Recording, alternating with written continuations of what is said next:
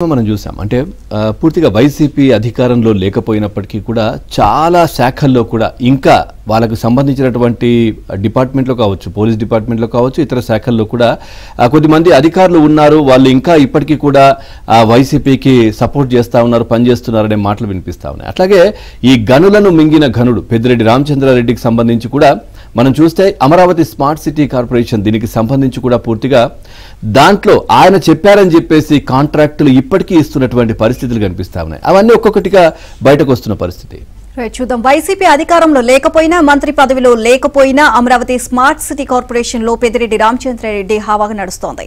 ఇటీవల ఈ కార్పొరేషన్ పిలిచిన టెండర్లో పెద్దిరెడ్డి సన్నిహితులకు చెందిన సంస్థకు అర్హత లేకపోయినా కాంట్రాక్ట్ ను కట్టబెట్టేశారు. ఏపీ వ్యాప్తంగా ప్రభుత్వ పాఠశాలలు, అంగన్వాడీ సెంటర్లు, ఈ హెల్త్ సెంటర్లలో సోలార్ రూఫ్ టాప్ సిస్టమ్లు ఏర్పాటు చేయడంతో పాటు 5 ఏళ్లు వాటిని నిర్వహించేందుకు సుమారు 2.47 కోట్ల రూపాయలతో ఏడాది అక్టోబర్లో టెండర్లు పిలిచారు. అయితే పెద్దిరెడ్డి చెప్పారు అంటూ అర్హత లేని కాంట్రాక్టర్కు ఆ టెండర్ను అప్పగించారు.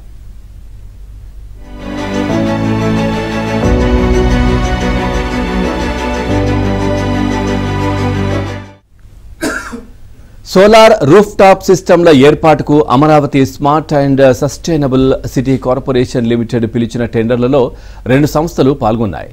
నవంబర్ 3న గుంటూరుకు చెందిన కియాన్ ప్రాజెక్ట్స్ అండ్ ఇండస్ట్రీస్ కు టెండర్ కట్టబెట్టారు. ఇక పెద్దిరెడ్డికి సన్నిహితుడి సంస్థ కావడమే అర్హతగా వారికి టెండర్ ఖరారు చేశారు. టెండర్లో పాల్గొన్న ఈశాన్ ఎనర్జీ సంస్థ 15% తక్కువకు బిడ్ దాఖలు చేసింది.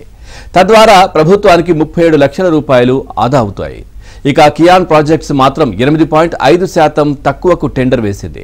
తద్వారా ప్రభుత్వానికి ఆదా అయ్యేది 19.80 లక్షల రూపాయలే.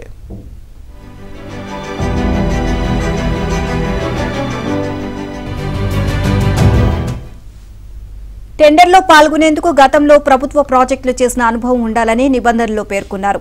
కియాన్ ప్రాజెక్ట్స్ కు ఈ అనుభవం లేదు, కానీ అనుభవం ఉంది అంటూ ఆంధ్రప్రదేశ్ నూతన పునరుద్ధరణీయ ఇంధన వనరుల అభివృద్ధి సంస్థ నుంచి ఆ సంస్థ సర్టిఫికేట్ పొందింది.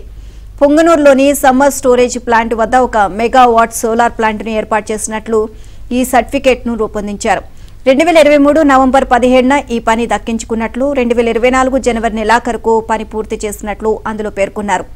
వాస్తవానికి ఒక మెగావాట్ ప్లాంట్ను 2.5 నెలల్లో పూర్తి చేయడం అసాధ్యమని నిపుణులు చెబుతున్నారు. సర్టిఫికేట్ ఇచ్చే నాటికి అసలు పనే పూర్తి కాలేదని, కేవలం పెద్దిరెడ్డి ఒత్తిడితోనే అధికారులు ఎక్స్పీరియన్స్ సర్టిఫికేట్ ఇచ్చేశారని ఆరోపణలు వస్తున్నాయి. మరోవైపు ఈశాన్ ఎనర్జీ గతంలో రాష్ట్ర వ్యాప్తంగా ఉన్న ఐటీడీఏలో సోలార్ పవర్ ప్లాంట్ను ఏర్పాటు చేసిన అనుభవం సర్టిఫికేట్ను సమర్పించగా దాన్ని అధికారులు పరిగణలోకి తీసుకోలేదు.